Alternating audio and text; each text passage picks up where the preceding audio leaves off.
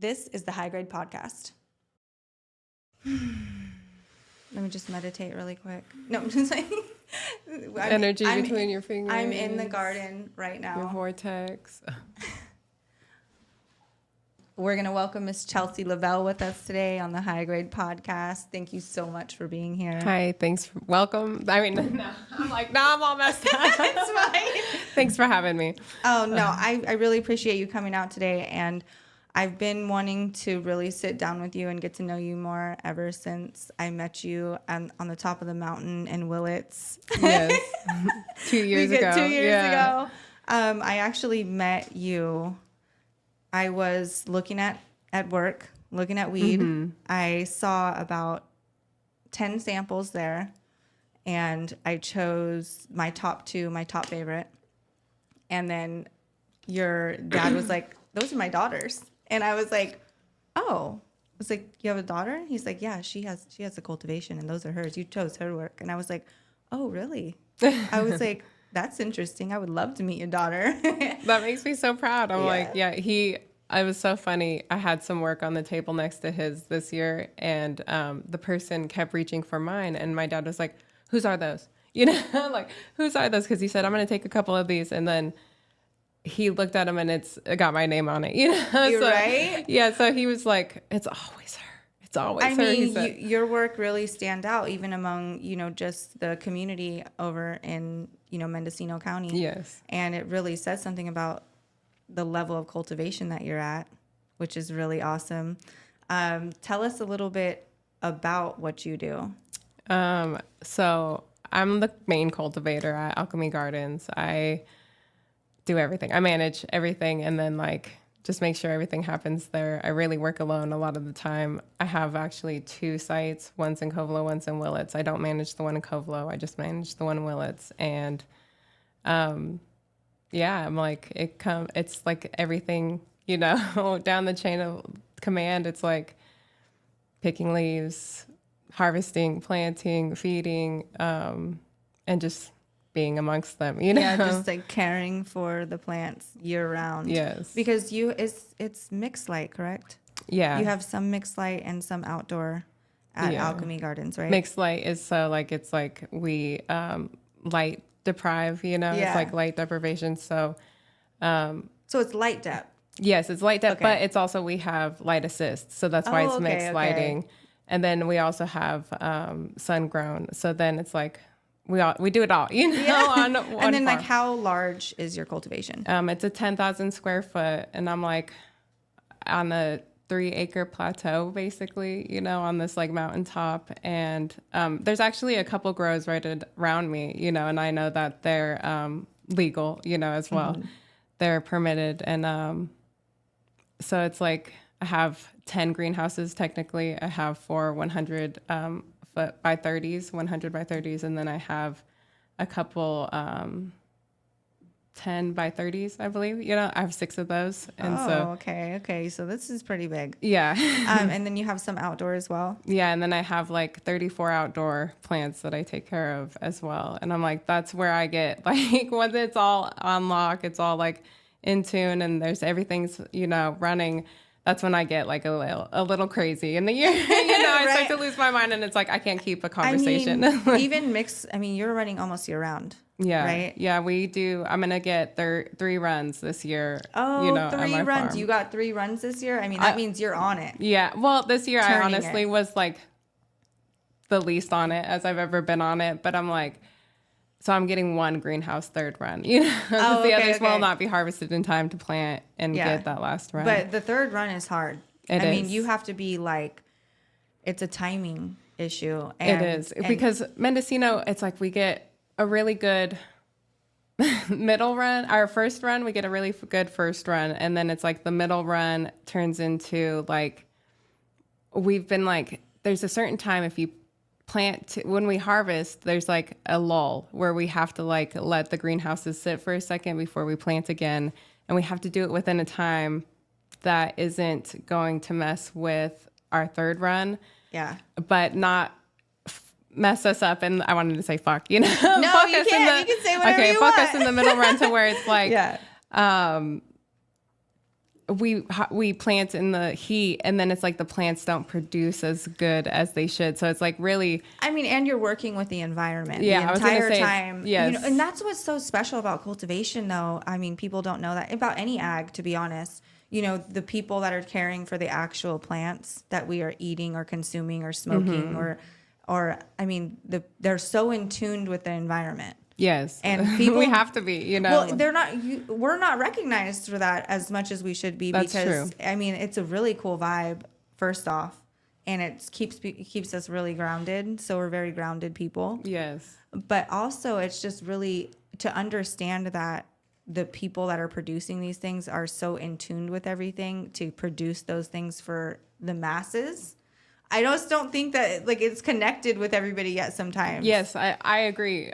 Sometimes I'm like, "Ugh, I'm just a bum who turns a valve on, Yeah, I know. But we're I'm all like, dirty and shit out there. but honestly, it's like, I know the sun, starts to set on this side in November. So I'm like, so I know this greenhouse facing this way is going, like we know Exactly. about, I feel like there's just so many things that I'm like, just comes naturally to me being the third generation grower that I think is common knowledge that it's like, you're a master, and it's when I hang out with people who aren't cultivators at all that I start to realize how I am set apart from normal people, because I'm so used to our culture and being so into our culture that it's like, I don't know. It doesn't seem so special to me, but, Right. But let's talk about that. Okay. What is your first experience with cannabis growing up? Can you remember your first memory, your first ever memory? That's what I want to know. I think about it all the time because it was like always there. And I didn't start noticing it until my parents, like I started becoming aware and my parents started being like, cover that up. And I'm like, why are you covering that up? So I was like maybe 6 when I was like, why are they covering that up? I'm like, just go about my life, because it never was like anything to me that seemed bad. Like how does broccoli seem bad to a kid? Yeah, exactly. So what was your first time you smoked? Like, give me your first experience that you really I'm got actually high. a really late bloomer compared to like a lot of people. Like my brothers were like, they were in their preteens, when they started smoking. And I was 23, just about to turn 24 when I first started smoking. I was like the good girl, you know, and I was just like the cultivator and like not trying to be. So you were cultivating and not even smoking. So, Yeah. So your first experience with cannabis was actually cultivating. Yeah, and that completely. Because that's still an experience with cannabis is cultivation. So you cultivated and learned the plant first. Yes. And then started not to say that I'm not consuming a good girl. Sorry, I was just thinking like not to say I'm not a good girl because I smoke or Yeah, no, I get it. But I mean there's a lot of stereotype around. There was a lot of my friends and their families and like were not about it, and so it was something that we really kind of kept to ourselves and kind of like my dad always says like kept our heads below the. My dad said keep our heads below the fence line. We're not trying to poke our heads over so we can get shot, basically. No, or raided. For families that, we all had to go through that because I'm second generation. You're third generation. Yeah, both my grandparents cultivated as well. So this means that your grandparents cultivated, your dad cultivated, and now you're third generation.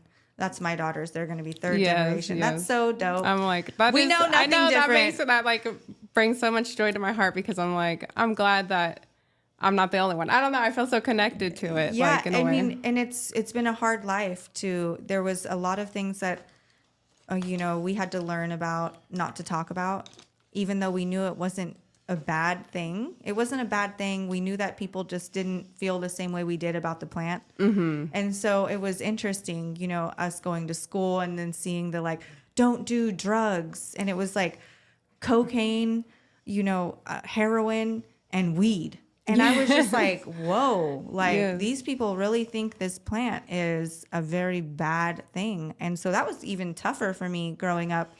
I know it's so crazy to think about how our culture has changed around it. How like, it was such a trip when I was like 27, I think it was, when like there was big money in it and people were starting to see like, wow, this is about to be a really amazing business opportunity for these people who we kind of treated like and got treated like shit. Yes. Yeah. And even got, accused, and some people got their kids taken away. I mean, that's Yes. no joke. I know. And then It went to prison. Like, this is no joke. Like, people's lives were taken. Yes, my friend's mom was like an AODS worker, alcohols and other drugs. So she would counsel people on how to get off drugs, and then she'd be like, I'd be coming over to her house and she knew what I did, and it's like, I kind of feel like shame me in a way, like, and not purposefully, just like it's her own way of being like, oh, what you guys do isn't like us, or something. I mean, exactly. And then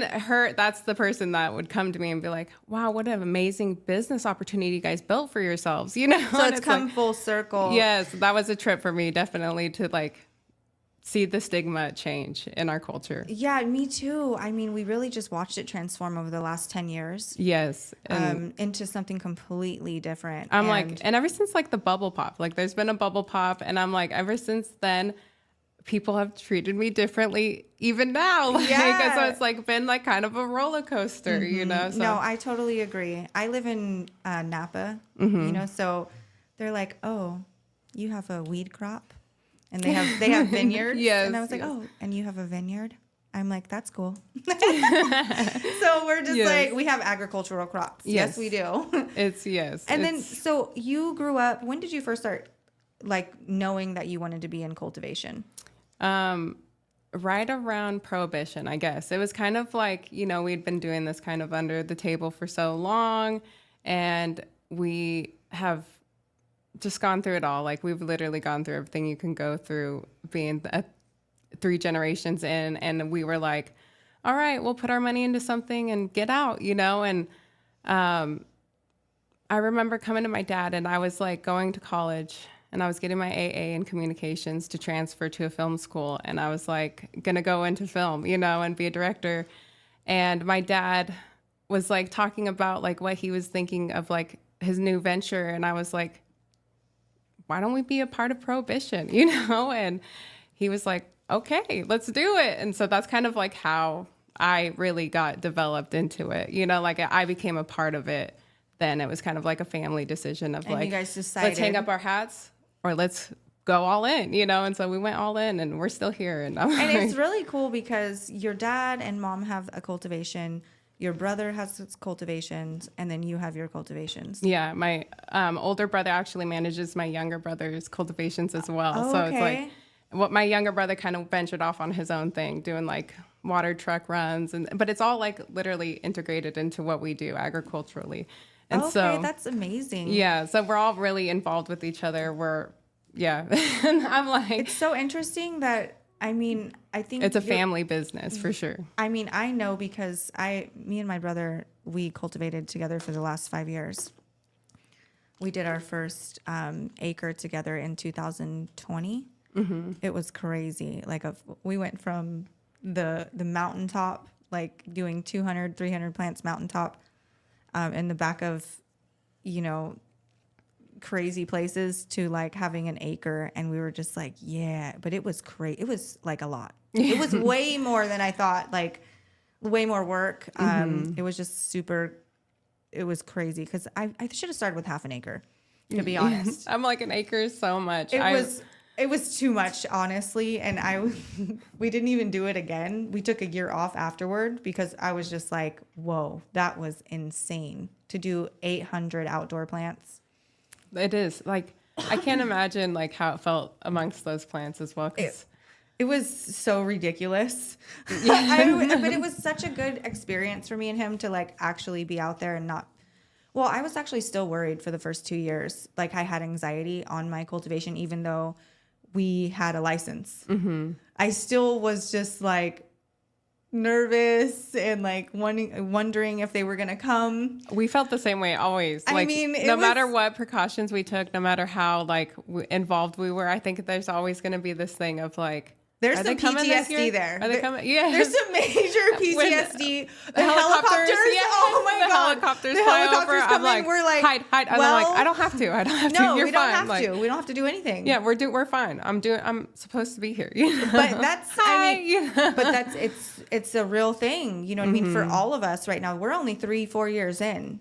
to being legal, all of us, so and we're second and third generation. So we've had generations of, this kind of having to hide and things like that, this beautiful plant.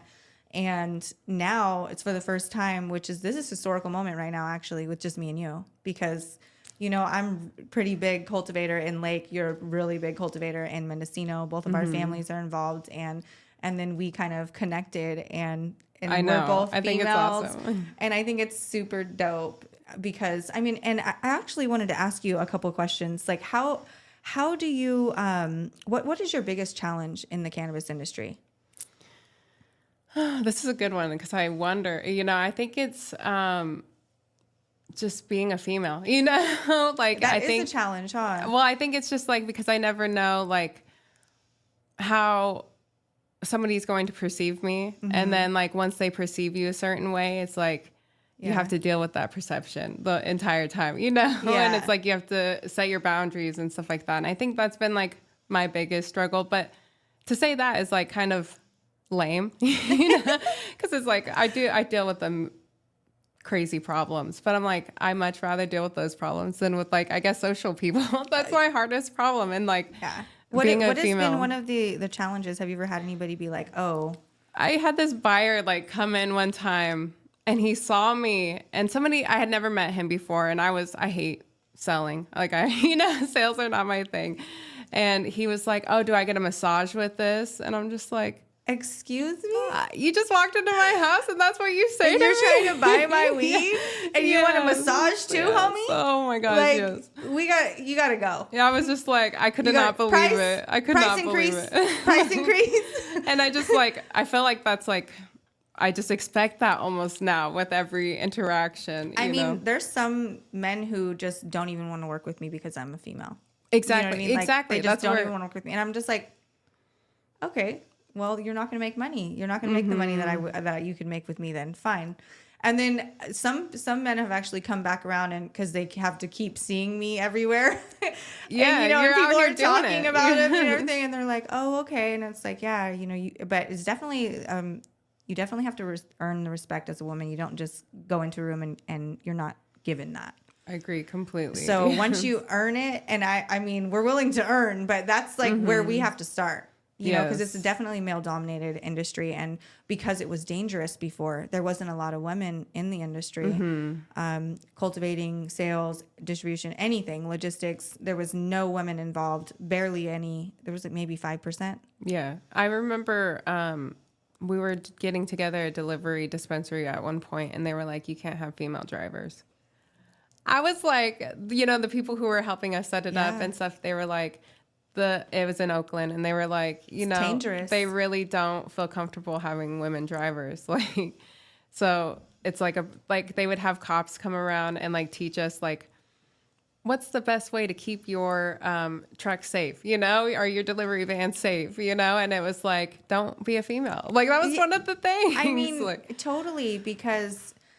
And now that we're seeing a lot of like women emerge for sure, but it's been a long time coming for this industry because it was so dangerous before, because due to prohibition. I mean, prohibition made it more dangerous because they weren't willing to legalize anything, even medical, for so long that they kind of made it a dangerous place. Yeah, that for I was women. like, what did you expect was going to be the outcome? Exactly.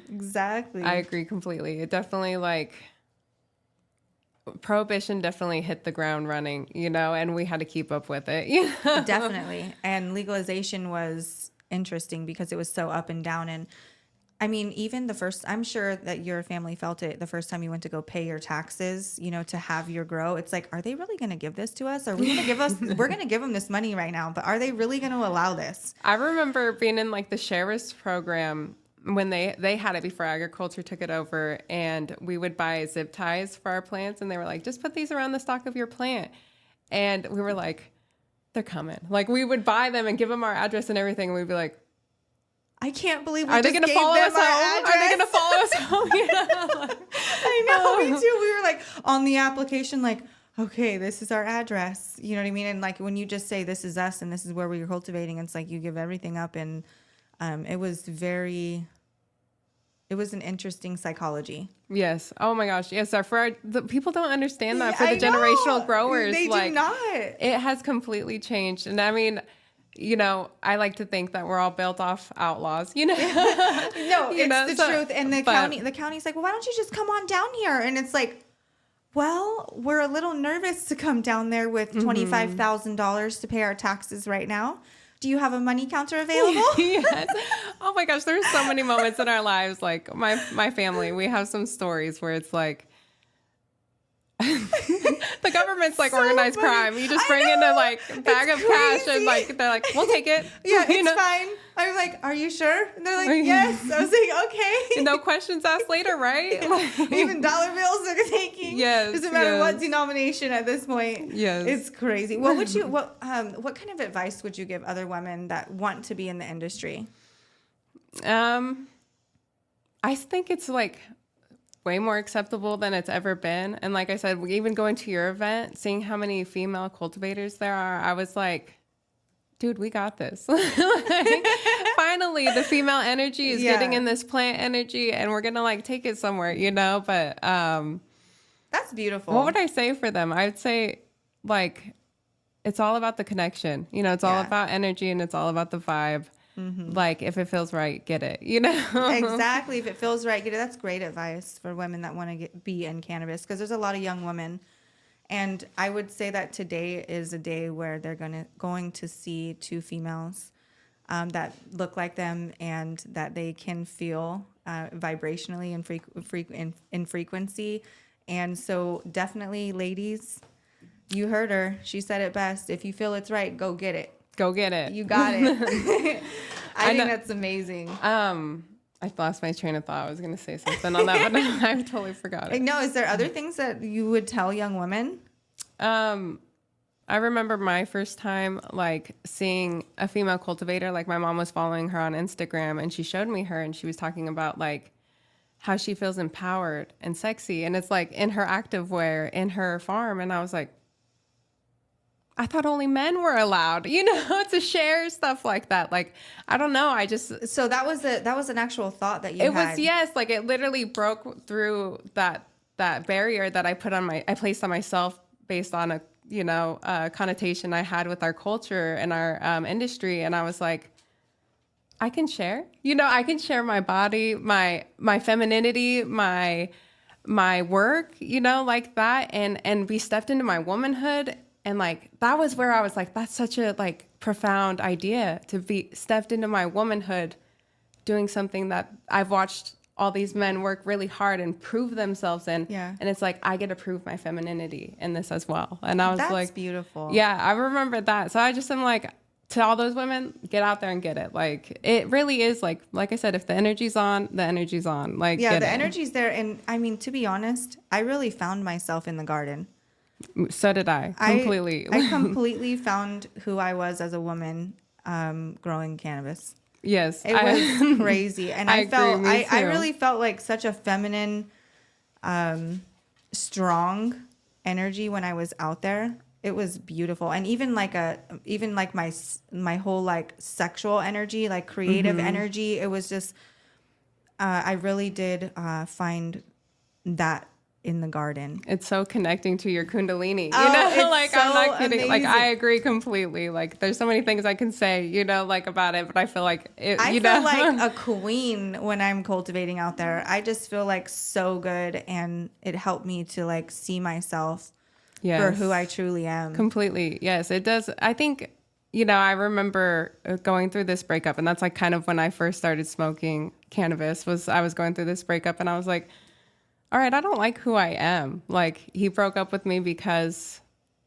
I'm not who I want to be, and I'm not secure in myself. And I remember like just trying everything that I could, like, I mean, smoking, and that was like my first time. And then like, it was like such a spiritual awakening, as well as like with that like whole experience of, my first time trying cannabis, and then like delving into that, as well as like, me and my whole family, we used to cultivate together. We used to work on the same farm. My mom, my sister, me, and my parents adopted a young girl, not on paper, but like when we were younger. So we used to work all together. You know, my family always adds people in. And I was just like singing. I remember singing like through my heartbreak to the plants. And I really felt like such a strong connection with the plants that I was like, it healed me. Like it literally healed me. The plants are so much stronger than we think. Because we're Their like, energy, we're like, we're growing them. But they're actually dominating us in like spiritual and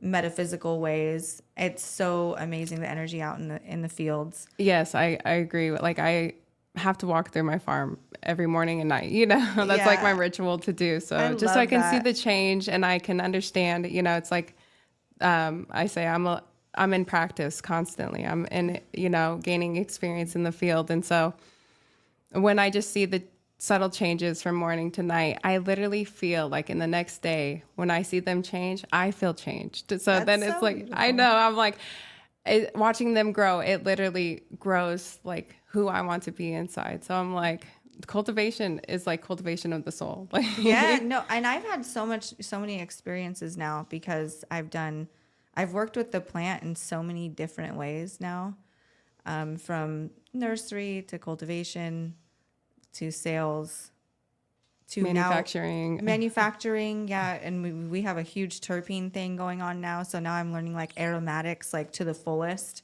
and then now retail, and I'm getting to express myself in brands. So I'm like making my way through the supply chain, and I'm just so grateful to have the experience.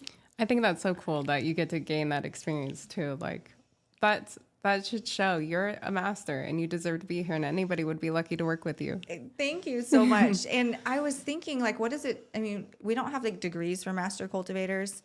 We don't. Yeah. Like, I think there's like some certificates you can get. I don't know. I'm like, I don't even believe in those. I don't either. You can't be a master cultivator unless you have been growing for at least 10 seasons. Yes. And you've made $1 million off of the weed that you grew. I think that's a very good definition to a master grower. That's the only thing, because they told me, I have a master grower certificate. And I was like, you don't have a master grower certificate from me unless you've had 10 seasons and you've made $1 million off your cannabis, because that means it has what it needs to have for people to enjoy. Yes. You know, because anybody can grow. Anybody can grow, but can they grow quality? Yes. It's like your procedures and qualities is what really matters. Exactly. You know? Which is what stood out to me with you, because, you know, I went into Mendocino and I buy from all the boys, you know what I mean? And I'm pretty picky. And so I'm like, nope. And I'm like, yes. I'm like, I was so happy to hear that you chose mine that day. Whose weed is this? And it was yours. I was like, no way. I was like, well, I just didn't even have to say anything. And the boys were like, she outdid us. That was actually a record-breaking year for me. Really? Yes, I remember it was before I had just gotten my greenhouses. So it was like so exciting to like finally grow in them. And I went way too big. And I'm like, I'm dealing with that right now because it's like so much work when you let your plants get to a size that is like unmanageable. But I'm like, the plants know what they're doing, you know? And it's like, if you have a solid strain, like the lemon head that year, you know, like that sour. So it was the lemon head OG, but that was crossed with sour. Yes. Oh my God. Yes. It was so good. Those were monster plants. The structure on that weed was phenomenal. The structure and the lime green and the taste on it. I actually tasted that. I tasted your weed with 2 different brands. Mm-hmm. Yeah, it was 2 different brands. And I was like, hey, what do you guys think about this? This is my favorite this week. And like, they were just like, where'd you get this? And I was like, well, you would never guess. I was like, she is a girl that grows over in Willits, and I saw everybody's, you know, cannabis that day. And neighbors too, like community people too. I saw that day, and I was just like, "Whoa, your weed was stand out. It was just sparkling." Thank you. My gosh, that really does make me feel so happy. I am so picky, you know, like you don't get high grade certified on our menu unless it's fire. I remember you saying that one of the first times I met you. Like you were kind of like, the guys think I got the pick, you know, like I know what I'm doing. So I feel so like blessed for you to say that to me, you know, that compliment. I mean, it's really just what it is, you know, because of the quality that you're coming out with. Like you're in the top 10 in it's so funny. That's Mendocino County. That's one of the hardest things too as a woman in this industry is to get recognition, you know, and I feel like I've been consistent in like trying to show my quality and that I have, it's some right stake in there. the game, And you haven't even went into any cups or anything. But you would probably win. I mean, in the community, we all know. I mean, I know. You can just look and know. I kind of feel like, like my place is like, because I don't sell, like, so I let my family members kind of take that over. And it's like mine. I always try to grow strains that leave the table as soon as they touch the table, Yeah, so then it draws them in, and my parents can kind of focus more on cultivator strains that are like less labor, more that just grow beautifully, and exactly. I mean, we're gonna look at some of your weed today, actually. But I'm also a fan, I'm also a very big fan of strains, and like, so then it's so funny because it's a family thing. It's like I have my brother, my dad, and mom, and all these other people that we, are in the works with that come to our nursery and like choose strains. And we sit there being like, okay, these moms can produce this many of these and we'll all want the same strain. So we'll be sitting there fighting over the cuts. You know? That is so funny because you guys, I saw the video you sent me of the R&D. Mm-hmm. So basically you guys have a huge greenhouse for R&D where you're breeding different strains. Yes. And so you guys are going in there together and picking which ones you want. Yeah, it's so funny. That's what so makes it so fun. awesome that it's a family thing, because it's like we all have kind of our own like flavors we like, our own little characteristics we like. And because we've been in the game so long that we can just look at a plant and be like, I like that one, Yeah, that one's and then gonna it's like, be let me smell it, and we all choose different ones, or sometimes we'll choose similar ones. And it's like really interesting to see how like all our different tastes come together and we get to choose, That's so everything. cool that you guys are breeding varietals right there and then able to go to multiple cultivations with these varietals. Yes. And yeah. I mean, this is a high end industry. And that is what, like vineyards don't even get to breed their own varietals and choose what they want to grow on their vineyards. Yes. Like this is like a top level, cultivation and cannabis culture. And it's beautiful. I mean, it's the most like the only way that made sense for us, honestly. Like, I've been dabbling in tissue culture a little bit. What did you think? I think it's super hard to stay like sterile, like keep everything super sterile. There's like microscopic bugs you can't see that will get in and fuck your shit up, But so you guys are starting to do some tissue culture. Yes, but see, that's where I'm like, it is so complex, but it isn't at the same time. I think there's just a lot of misinformation on the internet, and it's like you can find any answer you want to on the internet. So if you're like, can I get this strain to be viroid free? And they'll say yes, but it's not that simple. It's not 100%. Yes, it's not that simple. I would know because I've done whole cultivations on tissue culture, and I've been messing with 3 different tissue culture labs, and I've been testing things out and seeing things. And I'm not a breeder, but I'm definitely a pheno hunter. Yes, that's awesome. Yeah, I'm definitely a pheno hunter. I'm not a breeder, but a pheno hunter. When I see something and I'm like, ooh, I want that. Like that's the one. That's how you know you're a master grower. Yeah. When you could just be like, it has something. I know. Yeah, exactly. What has been like one of your biggest successes in cannabis, like personally and professionally? That's a hard one too. That's like really, because it's like I have so many successes and like failures every day, and it's hard to see. It's hard to pinpoint, honestly. Like,